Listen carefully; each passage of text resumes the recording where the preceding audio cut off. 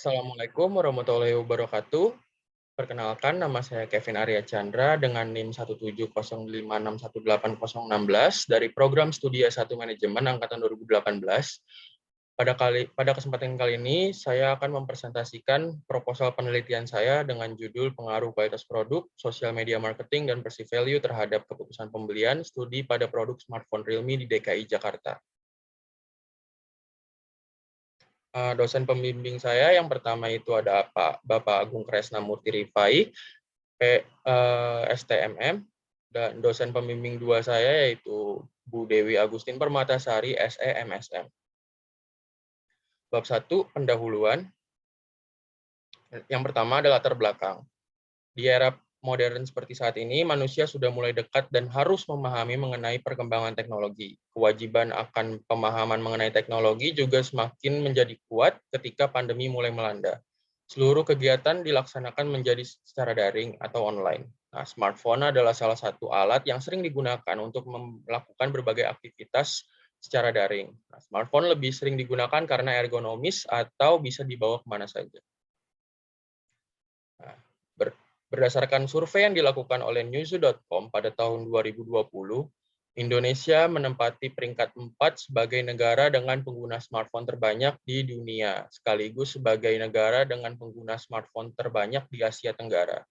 Nah, di Indonesia sendiri, DKI Jakarta adalah provinsi yang memiliki persentase penduduk yang memiliki dan menguasai smartphone terbesar di Indonesia, yaitu sebesar 77,57% berdasarkan data dari Badan Pusat Statistik pada tahun 2020. Di Indonesia, kebutuhan smartphone juga semakin meningkat seiring dengan adanya pandemi COVID-19. Banyak merek-merek smartphone di Indonesia yang semakin bersaing di pasar Indonesia. Salah satu merek smartphone tersebut adalah Realme. Suksesan atau keberhasilan sebuah merek dalam mengukur kegiatan mereka dapat diukur dan dilihat oleh berbagai macam cara. Untuk pasar smartphone, salah satu cara yang digunakan untuk mengukur keberhasilan mereka adalah melihat jumlah pangsa pasar yang mereka dapatkan. Nah, berdasarkan data dari cellular.id, di sini terdapat grafik data market share smartphone Realme di Indonesia mulai dari kuartal 1 tahun 2020 sampai dengan kuartal 2 2021. Bisa dilihat dalam kurun waktu 1 tahun, Realme mendapatkan pangsa pasar mulai dari 12,50%, 13,60%, 14,50%, 15%, dan 12%. Jumlah tersebut bisa dibilang mengalami inkonsistensi. Nah, salah satu cara yang dilakukan oleh Realme untuk meningkatkan jumlah pangsa pasar mereka adalah dengan meningkatkan permintaan konsumen terhadap produk mereka. Nah, cara paling awal yang dapat dilakukan oleh Realme dalam meningkatkan permintaan mereka adalah dengan meningkatkan keputusan pembelian bagi para konsumen. Nah, gambar di samping juga menunjukkan bahwa Realme masih mengalami beberapa masalah terkait dengan produk smartphone yang mereka rilis. Nah, kualitas produk yang masih belum konsisten tentu akan mengurangi keyakinan konsumen untuk membeli. Nah, oleh karena itu, kualitas produk adalah salah satu hal yang harus diperhatikan oleh Realme. Nah, kualitas produk adalah salah satu aspek yang menjadi bahan evaluasi bagi konsumen untuk menentukan pembelian. Nah, di era modern seperti saat ini juga, iklan dapat dilakukan di berbagai macam platform. Salah satunya adalah dengan melalui media sosial, termasuk juga Realme. Teknik marketing seperti ini juga sesuai dengan target pasar Realme, di mana target pasar Realme itu adalah kaum muda yang suka berekspresi dan ingin merasakan teknologi terbaru dari sebuah smartphone. Jika dilihat dari tabel di atas ini menunjukkan bahwa Realme masih sedikit mengalami kesulitan dalam melakukan pemasaran melalui media sosial. Hal tersebut dapat terbukti dengan jumlah pengikut untuk Instagram dan Twitter Realme terbilang masih sangat sedikit jika dibandingkan dengan kompetitor-kompetitornya. Konsumen juga selalu memikirkan timbal balik dari produk yang mereka dapatkan. Konsumen juga selalu memikirkan apakah kualitas produk yang didapatkan sesuai dengan nilai yang dikeluarkan oleh konsumen. Nah, menurut Lusito tahun 2020, salah satu indikator untuk mengukur perceived value adalah value of money. Nah, pada tabel di atas terlihat bahwa salah satu produk yang dirilis oleh Realme, yaitu Realme 6 Pro, memiliki value of money yang lebih rendah dibandingkan dengan pesaingnya. Nah, dengan spesifikasi yang sama, Realme mematok harga yang lebih tinggi dibandingkan dengan kompetitornya. Hal tersebut tentu akan mempengaruhi cara berpikir konsumen mengenai produk dari Realme itu sendiri. Nah, berdasarkan paparan tadi, maka peneliti tertarik untuk melakukan penelitian dengan judul pengaruh kualitas produk, sosial media marketing, dan perceived value terhadap keputusan pembelian, studi kasus pada produk smartphone Realme di Jakarta. Rumusan masalah pada penelitian ini yang pertama adalah apakah kualitas produk berpengaruh terhadap keputusan pembelian pada produk smartphone Realme? Yang kedua, apakah sosial media marketing berpengaruh terhadap keputusan pembelian pada produk Realme? Yang ketiga, apakah perceived value berpengaruh terhadap keputusan pembelian pada produk smartphone Realme? Yang keempat, apakah kualitas produk berpengaruh terhadap sosial media marketing dari Realme? Yang kelima, apakah sosial media marketing berpengaruh terhadap perceived value pada produk smartphone Realme? Yang keenam, apakah kualitas produk memiliki pengaruh terhadap perceived value pada produk smartphone Realme? Dan yang ketujuh, apakah kualitas produk berpengaruh terhadap keputusan pembelian melalui perceived value? Dan yang kedelapan, apakah sosial media marketing berpengaruh terhadap keputusan pembelian melalui perceived value? Dan yang kesembilan, apakah kualitas produk, sosial media marketing, dan perceived value berpengaruh terhadap keputusan pembelian pada produk smartphone Realme? Tujuan dari penelitian ini yang pertama, mengetahui hubungan antara kualitas produk dengan keputusan pembelian pada produk smartphone Realme. Yang kedua, mengetahui hubungan antara sosial media marketing dengan keputusan pembelian pada produk smartphone Realme. Yang ketiga, mengetahui hubungan antara perceived value dan keputusan pembelian pada produk smartphone Realme. Yang keempat, mengetahui hubungan antara kualitas produk dengan sosial media marketing dari Realme. Yang kelima, mengetahui hubungan antara sosial media marketing dengan perceived value. Yang keenam, mengetahui hubungan antara kualitas produk dengan perceived value. Yang ketujuh, mengetahui hubungan antara kualitas produk dengan keputusan pembelian melalui perceived value. Yang kedelapan, mengetahui hubungan sosial media marketing dengan keputusan pembelian melalui perceived value. Dan yang kesembilan, mengetahui hubungan kualitas produk, sosial media marketing, dan perceived value dengan keputusan pembelian pada produk smartphone dari Realme.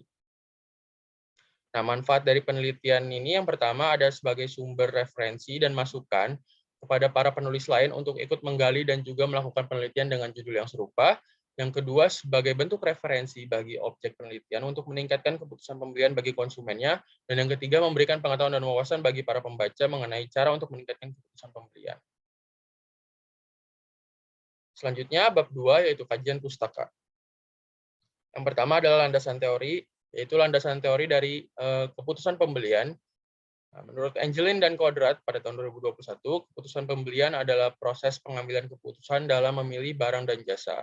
Sedangkan menurut Sigit dan Soleha pada tahun 2017, keputusan pembelian merupakan hasil evaluasi yang dilakukan oleh konsumen melalui berbagai informasi yang didapatkan mengenai produk tersebut. Nah, indikator keputusan pembelian menurut Kurniasari pada tahun 2018 yang pertama adalah kemantapan produk, merekomendasikan produk, dan melakukan pembelian ulang. Dan selanjutnya ada indikator keputusan pembelian menurut Guliando dan Shihab pada tahun 2019, yaitu yang pertama adalah introduction to problem, yang kedua ada information research, yang ketiga adalah evaluate alternative, dan yang keempat ada post-purchase behavior. Selanjutnya adalah landasan teori untuk variabel kualitas produk, yaitu menurut Rahman dan Sitio pada tahun 2020, kualitas produk adalah kemampuan produk untuk memuaskan kebutuhan atau keinginan dari pelanggan. Sedangkan menurut Guliando dan Shihab pada tahun 2019, kualitas produk adalah kemampuan perusahaan untuk memberikan identitas atau ciri pada setiap produk yang mereka buat sehingga konsumen dapat mengenali produk mereka. Nah, indikator kualitas produk menurut Sigit dan Soleha pada tahun 2017 adalah yang pertama adalah kesesuaian produk, yang kedua ada kualitas produk yang bersaing, yang ketiga ada jangka waktu ketahanan produk, dan yang keempat ada kualitas keamanan penggunaan produk. Nah, untuk indikator kualitas produk menurut Guliando dan Shihab pada tahun 2019, yaitu ada product performance, product features, perceived quality, dan yang keempat ada ability to be improved. Selanjutnya ada landasan teori untuk sosial media marketing. Menurut Angelin dan Kodrat pada tahun 2021, sosial media marketing adalah suatu program pemasaran yang dirancang oleh perusahaan untuk melibatkan konsumen baik secara langsung maupun tidak langsung untuk menciptakan brand awareness dan meningkatkan penjualan produk. Dan Sedangkan menurut Gultom pada tahun 2016, sosial media marketing ini adalah proses yang memungkinkan setiap individu untuk mempromosikan produk atau layanan mereka melalui saluran sosial online dan memanfaatkan komunitas yang jauh lebih besar. Nah, adapun indikator sosial media marketing ini menurut Wibasuri pada tahun 2020, yang pertama itu adalah content creation, yang kedua adalah content sharing, yang ketiga ada connecting, dan yang keempat ada community building. Sedangkan indikator sosial media marketing menurut Angelin dan Kodrat pada tahun 2021, yang pertama adalah promotion and content can attract consumers, yang kedua ada consumers can understand the content delivered, yang ketiga ada content provided according to consumers' expectation, yang keempat ada encourage to buy after seeing the content, dan yang kelima ada encourage to give good testimonials. Selanjutnya ada landasan teori untuk perceived value. Nah, menurut Gultom tahun 2016, perceived value ini adalah penilaian yang dilakukan oleh konsumen dengan membandingkan antara manfaat yang diterima dengan pengorbanan yang dikeluarkan oleh konsumen untuk memperoleh sebuah produk atau jasa. Sedangkan menurut Yuliansyah pada tahun 2019 mengukuhkan bahwa perceived value adalah suatu nilai yang dirasakan oleh konsumen dari suatu pengorbanan yang diterima oleh konsumen itu sendiri. Nah, adapun indikator perceived value menurut Luisito pada tahun 2020 dan Yuliansyah pada tahun 2019, yang pertama itu adalah emotional value, yang kedua ada social value, yang ketiga ada quality atau performance, dan yang keempat ada value, price, or value of money. Nah, berikut ini adalah penelitian-penelitian terdahulu untuk penelitian ini. Yang pertama itu adalah penelitian dari Angelin dan Kodra tadi pada tahun 2021 dengan judul The Effect of Social Media Marketing on Purchase Decisions with Brand Awareness as Mediation on Heritable. Nah, penelitian ini menghasilkan bahwa sosial media marketing berpengaruh secara positif dan signifikan terhadap keputusan pembelian. Penelitian kedua yaitu dari Guliando Shihab pada tahun 2019 dengan judul penelitian yaitu The Effect of Product Quality Price Promotion on the Purchase Decision of Telkomsel Service Product. Penelitian ini juga menghasilkan bahwa kualitas produk berpengaruh secara positif dan signifikan terhadap keputusan pembelian.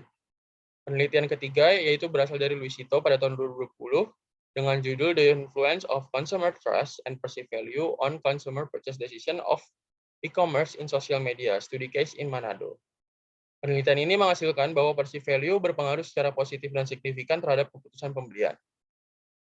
Penelitian keempat yaitu dari Septiano dan Sari pada tahun 2021 dengan judul Determination of Consumer Value and Purchase Decision, Analysis of Product Quality, Location, and Promotion. Penelitian itu menghasilkan kualitas produk berpengaruh terhadap perceived value dan kualitas produk berpengaruh terhadap keputusan pembelian melalui perceived value.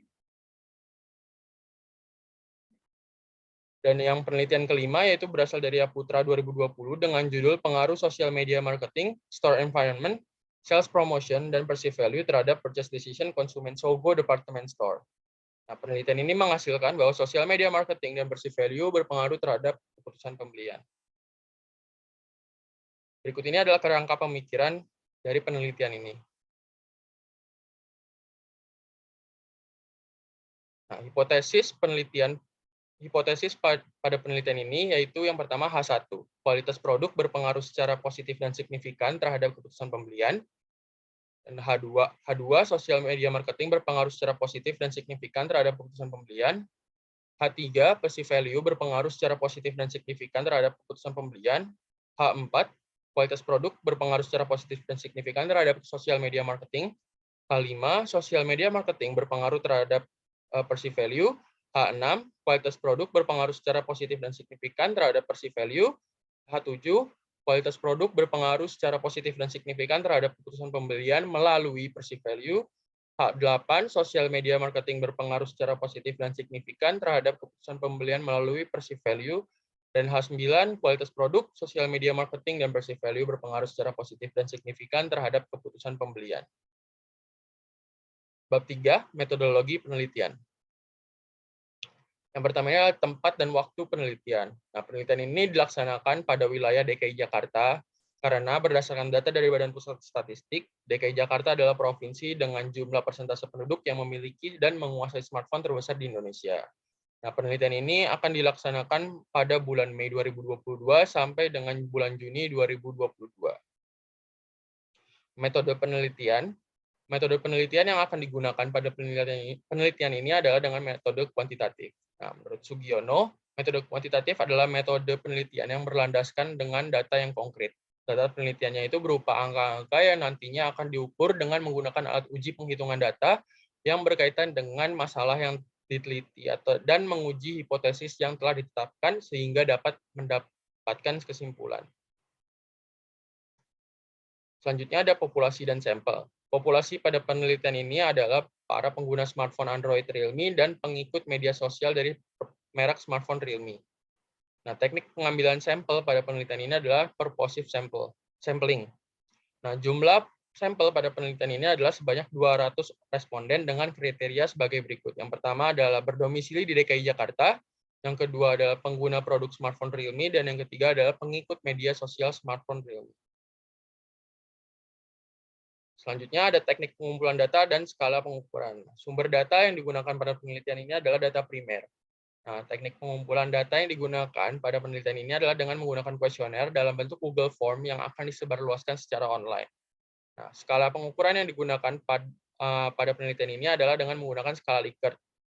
Nah, kriteria jawaban pada skala Likert yang pada penelitian ini yang pertama adalah sangat tidak setuju dengan skor 1, selanjutnya ada tidak setuju dengan skor 2, agak setuju dengan skor 3, setuju dengan skor 4, dan sangat setuju dengan skor 5. Selanjutnya ada teknik analisis data. Nah, teknik analisis data yang digunakan pada penelitian ini adalah dengan menggunakan teknik analisis jalur atau path analysis dengan dibantu dengan aplikasi SPSS versi 25.0. Nah, teknik analisis yang harus dipenuhi adalah sebagai berikut. Yang pertama itu ada analisis statistik deskriptif. Yang kedua ada uji validitas dan uji reliabilitas. Yang ketiga ada uji asumsi klasik yang terdiri dari normalitas, uji multikoliniaritas, dan uji heteroskedastisitas. Yang keempat itu ada regresi linear berganda. Yang kelima ada uji hipotesis, yaitu uji T dan uji F. Yang keenam ada uji Sobel untuk menguji hubungan tidak langsung. Dan yang ketujuh itu adalah koefisien determinasi. Sekian presentasi seminar proposal penelitian saya. Kurang lebihnya mohon maaf. Wassalamualaikum warahmatullahi wabarakatuh.